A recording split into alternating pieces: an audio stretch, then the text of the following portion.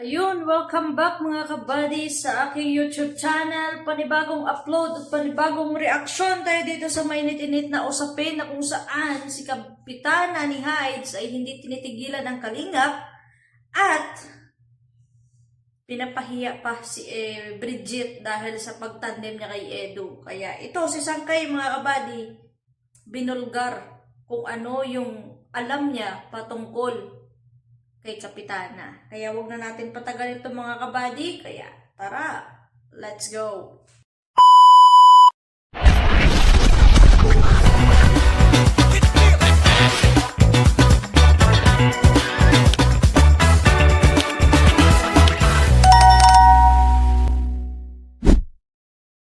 Sa ginawa ni Kapitana dito sa Kalingap na lagi siyang nagkikisaw-saw dito. And from the very start, talagang Kalingap ang kanyang tinitira dito. Alam natin na noong time ni Medet, nang umalis si Medet, nung nawala si Medet dito sa Kalingap, binabanatan niya. Isa siya sa mga defender ni Medet noon. No? And nung nawala yung Medet, nagpunta-punta dito sa Kalingap. Kung ano-ano ginawa dito sa Kalingap, kunyari nagpapabango, nagko-content ng marami ng Kalingap. Pero, dito sa ginawa niya, yung napanood ko sa kanyang live, na nilalait niya si Edu, nilalait niya si Bridget, tinawag niya yung igit si Bridget, parang hindi na tama. May mali na sa kanyang ginagawa. Tsaka sobra-sobra na. Ano naman, kung ayaw naman niya sana na makatandem si Bridget kay Edu, respetuhin niya na lang sana. Hindi yung tatawagin niya pang igit yung tao na wala naman siyang pinapakain doon at wala naman siyang ambag doon sa buhay ng tao para bastusin niya ng ganyan yung pangalan ng tao sa social media. At siya, may anak din siya. Bakit hindi niya iniisip na just in case na ginawa sa anak niya yan, ano yung pakiramdam niya? Diba? So, yan yung ginagawa ni Kapitana na matagal na para itapik yung kalingap at insultuhin at bastusin yung mga tao din dito, ay hindi na tama. So, continue pa natin mga kabady. Ito na yung time siguro, na balatan natin ang buhay itong babae ito. Naku po. Shoutout muna kay Marites de Vera, Concepcion, itong si Hindi mo ako siya shoutout para tuloy-tuloy tayo dito sa ating pag-usapan. Para kung sakali man, dahil sa kanyang ginagawa dito sa Kalingap, yung pagbabastos, Kuya Mel, may shout out, yung kanyang pagbabastos dito sa Kalingap, pagbabalangura, lalo na sa kay Bridget, yung bata na tinawag niyang igit, di ba?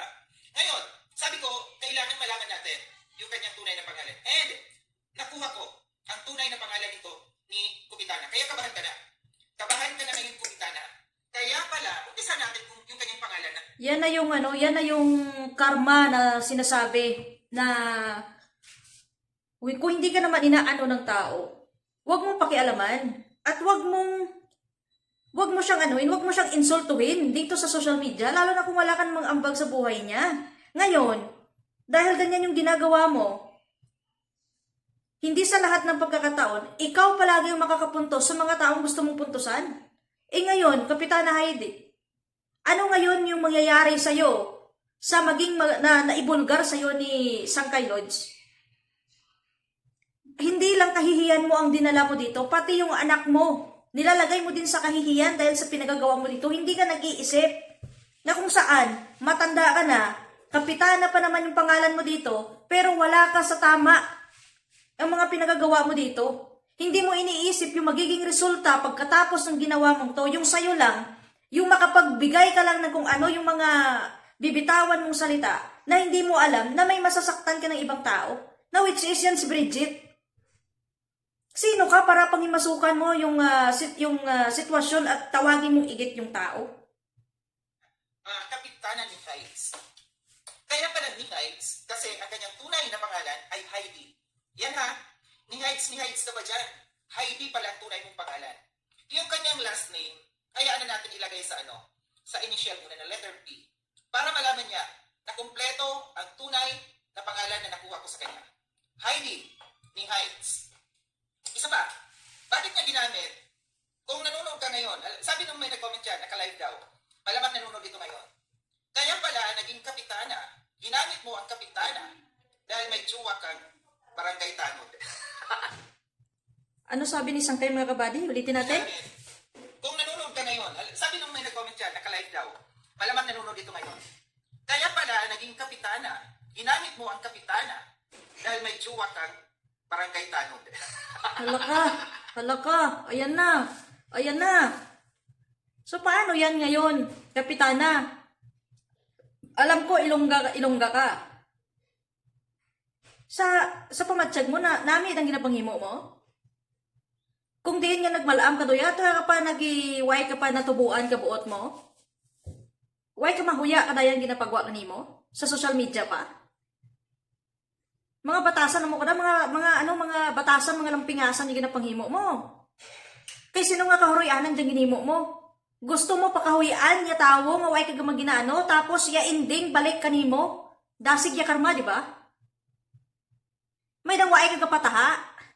Kay kung ikaw mismo bilang kapitan na kakong tawgon, ikaw mismo way ka kapataha sa mas bata kanimo. Te, natawada kay nakakita ka katapat mo. Masarangan mo da idipinsahan? What if pamilya mo nagalantaw di sa YouTube? Mamanaan daya sa sitwasyon mo kadaya? Hindi ka ihan huyan ka nanda? Nga kung diin, sagad niya kapag insulto ka parehas mo, te, no karoon kay ginbalikan ka, nakakita ka katapat mo. Paano mo madipinsahan dyan? May dang balingag at paminsaron. May dang lampingasan, yung pamatasan, yung ginapagwa mo din sa social media. Pahuya-huya ka, klasik tahukaw. Ambisius ah. Ha? Sabi mo kay ano? Sabi mo kay Edo, gurang gets na si Edo? Di ba ikaw gurang ka na? Lumalandi ka ba? Aray mo! Aray mo! O ano ngayon? Napaktuyo ka, kapitana ni Hides. Sinabihan mo sa Edo na gurang na. Eh hindi mo iniisip na mas gurang ka pa sa kanya. Bukay doon sa rabutan mo kaysa kay Edo, payway ka pagkapataha, yakahurianan ka parehas mo pay mo.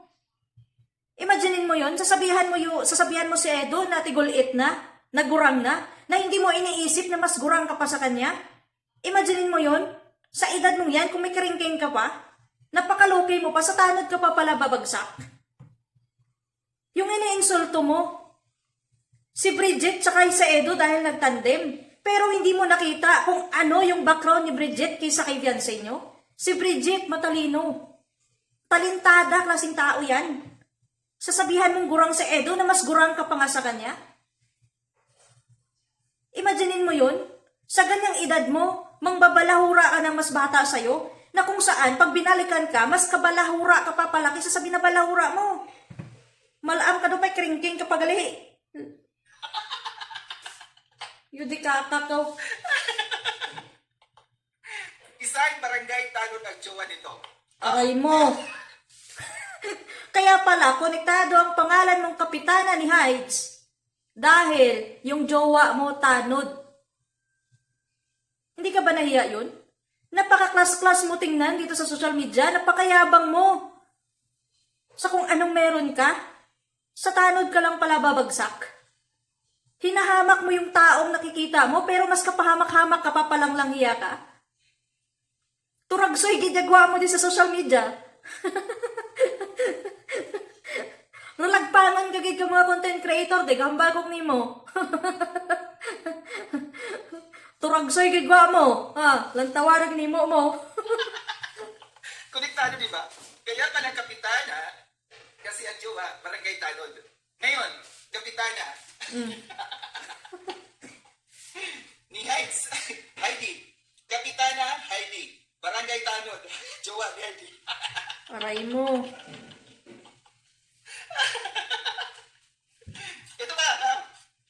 Ito ba nakakatawa? May anak ka, di ba? May anak ka. Si Bridget na tinawag mong gigit, parang anak mo na. Sa edad na yan ni Bridget. Ito ba ang maano dito? Yung anak mo, kaaway mo, dahil ayaw ng anak mo sa jowa mong barangay tanod. Aray mo. Ni Hides, kapitana. Ano pinagagawa mo? Yan kasi, yan na yung napala ng bibig mong Makati. Namang puna ka sa mga tao na hindi mo gusto, na kung saan kapag binalikan ka, hindi lang punteriya sa'yo, pati anak mo madadamay dito. Na kung saan ito na sinabi na ni Sangkay, na yung hindi pala kayo okay ng kapatid ng anak mo dahil hindi niya gusto yung tanod na boyfriend mo. Naiisip mo ba yan yung relasyon ninyong magnanay kaysa sa relasyon ninyo ng tanod? Na ayaw ng anak mo dyan sa tanod? Nag-aaway kayong dalawa pero yung ginagawa mo, pangpuna ka dito sa taong ayaw mo. Samantala, kapag binalikan ka, pati anak mo nadadamay dito. Imaginein mo, social media ito. Buong mundo ito makapanood. All over the world. Yung anak mo. Nakaka-public din yan yung anak mo. Ano yung sasabihin ng tao sa kanya kapag mapanood to? Ay, di po, gagaklase ka nanay ikaw. Pahamak ka man sa bata mo. Pahuya-huya ka. Pati yadigdidad ka bata mo, ginguba mo sa social media tungod sa mga kabalastugan mo. Nilagpang gidwa mong turagsoy. Hambalan ka gid ka. Ano klaseng paminsaron imo kung nag-content ka bis ibang bagay? Hindi nga mang insulto kati ka parehas mo nga kung diin. Hindi sa tanan nga oras ikaw la permiya makapuntos. Nantawadan ginimo mo. Ano ya balay kanimo? Pati bata mo, apektado. Ano na lang kaya yung masasabi ng mga taong nakakilala sa anak mo? Lalo na sa mga kalingap ngayon na solid supporter. May mga silent viewer na taga Iloilo din. Ano kayang image ng anak mo ang masasabi sa mga tao? Kasi hindi ka nag-iisip. Okay lang kung kahihiyan mo lang, pero pati anak mo madadamay dito sa katangahan mo, sa kagagahan mo. Naku, Kapitana. Ni Hides. Imagine mo, pati relasyon mo, dinadamay na dito dahil sa kabubuhan ginagawa mo. Pinagtatawanan ka ng mga tao dahil sa mga pangbalahura mo sa mga tao. Binabalikan ka. Mas karumal-dumal pa pala yung karapat-dapat na pangbalahura sa'yo. Na kung saan, hindi na nga kayo okay ng anak mo. Ito na naman, pinasok mo na naman yung issue, binalikan ka. Yung anak mo madadawit dito. Naku, ano mangyayari sa relasyon ninyong mag-ina dahil dyan sa tanod mo? Hindi mo iniisip yung kapakanan ng anak mo, hindi mo iniingatan yung ano niya, yung image ng magiging ng anak mo.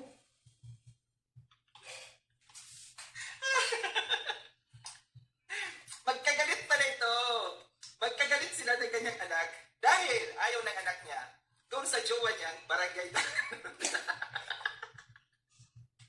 Sabi ko sa'yo, babalatag kita eh. Sabi ko sa'yo, Kapitana. Payabang-yabang ka dito, pa-social-social yung effect mo dito sa social media. Lilintian ka, o sa tanod ka lang galay makarelasyon na hindi pa gusto ka bata mo? Yudi punggris ka nga tao ka. Yudi kagid pakak gidgwa mo sa social media. Nan, sige ha pa, birahi pa. Birahi pa nga banat sa ibang tao de. Mangbalasubas ka pa. Yan na yung napala mo, yan na yung revenge ng mga tao na inaalimpusta mo dito sa social media. Nakakahiya ka. Kapitana, babalatan kita ng buhay. Munyeta ka. Ha? Mag-isaw-saw ka pa dito sa kalingap. Maya-maya, meron pa dito, nakalista ito sa notebook ko ha. May notebook ako dito. Nakalista kung anong mga sasabihin ko patungkol dito kay Kapitana. Shoutout muna tayo ulit. Tita Erin GP, may ko lang shoutout. Marami tayong ibubulgar dito sa kay Kapitana na ito. Sinupon ako sa tawa. Baliw ako, si Kapitan, pinapatuta siya ng talo. Sa edad daw niyang yan ni Edo, dapat daw papunta na dun sa sa pagpapamilya. Eh siya pala gusto nagtalo dahil gusto niya. Bakit mo kasi pinapakialaman at pinapangunahan yung desisyon ni Edu? Bawat isa sa atin may desisyon naman yan kasi sa sobra mong pakialamera, yan binalik sa'yo. Pakialam ka ng pakialam, yun pala. Batuta lang din pala yung hinahanap mo. Pastilan kang tao ka. Napatuta siya ng talo. Ang bilis idol ng source mo. Ay, sabi ko sa inyo eh. Sabi ko sa inyo si Sangkay hindi magsasalita dito nang walang ebidensya. Dami ko, may mga ebidensya. Huwag ka na magkapitana. Tanod Heidi. Kasi tunay niyang pangalan Heidi, di ba? Tanod na, wag nang kapitana ni Heids. Tanod Heidi. Yan. 1,000. Di ba? Tanod na, wag nang kapitana ni Heids. Tanod Heidi. Yan. Next. Wala ka. Next step siya ng 200,000. Sa Wala isang ka. grupo, sa isang team. 200,000 ang ibinigay sa kanya. Ito, papangalanin ko na yung team para aware kayo. Papangalanin ko na yung team para aware kayo. Team Abot Kamay. Shout out sa mga taga Team Abot Kamay. May kalap shout out sa inyo. Huwag na kayong magpauto pa. Huwag na kayo magpauto sa isang tao, no, na alam natin, bayaran dito sa social media. Alam niyo yung Team Abot Kamay, no? Mawalang galang na lang sa inyo kung nababanggit ko ang inyong grupo.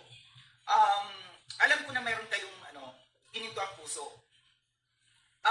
Pumili kayo ng mga tao na dapat ibigyan, karapat dapat bigyan. Kaso nga lang, ang ginawa nito ni Tanod, Heidi, no? Sinabi niya dito, ginamit niya yung kanyang pamangkin. Sinabi niya na mayroong sakit. May sakit ang kanyang pamangkin, may cancer daw. Kaya nangingi siya, nangilan ng chikas niya. Ito, ano ba, kayo ba yung taga ano? Ginamit niya yung kanyang pamangkin. Nangingi siya ng tulong dito sa TAC or Team Abot Kamay. Wala No? ka. Nangingi siya ng tulong dahil nga daw yung kanyang pamangkin ay may cancer. Yung pala, patay na yung kanyang pamangkin. Ay, yatay na. Scammer ka pa pala. Gurang ka na, kringking ka pa. Scammer ka pa pala? Nakaya ng mukha mo na humarap pa sa social media para mangbalahura ng ibang tao at ihimasukan yung kalingap sa kung ano yung gusto mong atake sa kanila para din mapang-insulto mo at mapangbalahura mo yung tao, pero yung dikakak ka, scammer ka pala. Ginamit mo pa yung pamangkin mong patay na para lang mapagkitaan ng pera? Bakit? Mababa lang ba yung sahod ng tanod mo? Kaya ginawa mo yan? Na mang-scam ng tao, 200k? Hindi mo naisip na yung 200k na yan, pinaghirapan ng mga tao yan, which is patay na yung pamangkin mo. Na mas marami pa sanang mga kabataan na katulad ng sakit ng pamangkin mo kung ano yung kinamatay niya na pwede pa sanang maitulong doon. Patay na yung pamangkin mo, hiningian mo pa ng abuloy. Tarantada ka, klaseng kapitana ka. O ngayon, dahil na bulgar to, napangalanan yung Team Abot Kamay kung saan ay na-scam mo, ngayon nasa social media to sila, may mga supporter dito sila na kung saan pwede din nila mapanood to. At mabulgar pa kung ano yung hindi pa nabulgar dito patungkol sa'yo. Makakatulog ka pa kaya sa konsensya mo? Buti at hindi ka dinadalaw ng pamangkin mong patay na pinagkikitaan mo pa. Grabe ka. Grabe ka manghamak ng tao dito sa social media pero yung pinagagawa mo, scammer ka pala. 200k, imaginein mo yan. Hindi yan ganun kadali kumita ng pera. Ikaw ang tanda-tanda mo na. Nang babalahura ka pa dito ng tao mo, nang iinsulto ka pa, hindi mo muna tiningnan yung background mo kung maganda ba? Yudi pulga ka, klase ka tao ka, pahuya-huya ka, scammer ka palang lilintian ka. Paldo! May tanod ka na nagbabatuta sa'yo. May 200k ka pa. Ano na lang kayang sasabihin ng pamilya mo nito kapag nalaman nila at napanood nila ito? Na kung saan panigurado yung 200k na na-scam mo na ginamit mo yung kapamangkin mong patay na, napakain mo din siguro sa kanila? Hindi ka nakukonsensya sa ginagawa mo, Kapitana Hides? Konektado nga yung pangalan ng mga kabady, Kapitana Hides. Kapitana, dahil yung boyfriend niya Tanod, Hides, sa ganitong sitwasyon, may tendency na mag-hide siya. Magtatago na lang siya dahil sa kahihiyan niya. Pero dahil siguro sa kakapalan ng mukha niya, may na-scam na nga siya. Andito pa nga yung pagmumukha niya. Ganyan nakagarapal yung pagmumukha ni Kapitana Hides. Yan kasi, bangga ka ng bangga ng mga tao na inaakala mo, hindi ka mabalikan at hindi ka nila makaya-kaya. Malaking karma to sa'yo, Kapitana Hides. Nakakahiya ginagawa mo.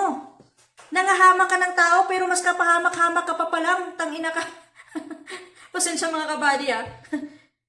Dahil sa emosyon mo, hindi mo mapigilan na hindi ka magmura, lalo na at kababayan mo pa, Ilongga din to eh. Nang scam ka na ng isang team. Nang hahamak ka pa dito sa social media kung sino yung gusto mong hamakin. Di atay ka. Maganda sa'yo masampulan ding makasuhan.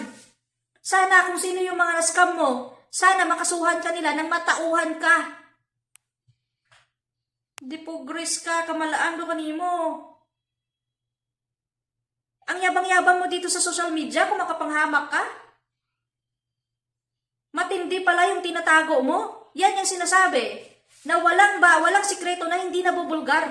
At hindi sa lahat ng pagkakataon kung sino yung gusto mong hamakin, mahamak-hamak mo at hindi ka mabalikan ng tao. Ang bilis ng karma sa'yo, di ba? Binulgar ka ni Sangkay Lods. Na kung saan, pati anak mo dawit dito sa kagagahan mo. Ay, pahuya-huya klase tao dyan. Te, nanamian ka? Amo dyan nalantaw mo din sa social media. Te, nanamian ka? Ay narawit yung biga mo? Pang insulto ka kaparihas mo, insulto ka pagaling insulto ka pa pala, ano tawag ng mga kabady? Hindi ko na lang mag-Ilonggo ako o magtatagalog dito sa ginagawa ni Kapitan Hides na to. Ilonggo din kasi ako mga kabady, pero hindi ako pabor sa ginagawa niya nito, na lalo na wala namang ginagawa yung kalingap sa kanya. Banat siya ng banak, himasok siya ng himasok, ngayon ano yung ending? Pumasok ka ngayon, di ka na makakalabas sa kahihiyan mo. Rawit idibiga mo, kung di nga nagbukay doon sa rabutan mo dyan. Tuya mo pagindara sa kahurianan, kagalingon mo. Di amo na mga mindset yung mga tao, mga saprat at batasan. Ngayon, mamnamin mo ang balik ng karma sa'yo, na kung saan pati anak mo madadamay dito sa katangahan mo. Hindi ko lang alam kung ano yung maging depensa nito. Maghuhugas kamay ito paniguradong mga kabady. Mapanood niya to. Kung ano-anong mga kasinungalingan na naman yung papalabasin niya dito para lang malinis yung pangalan niya.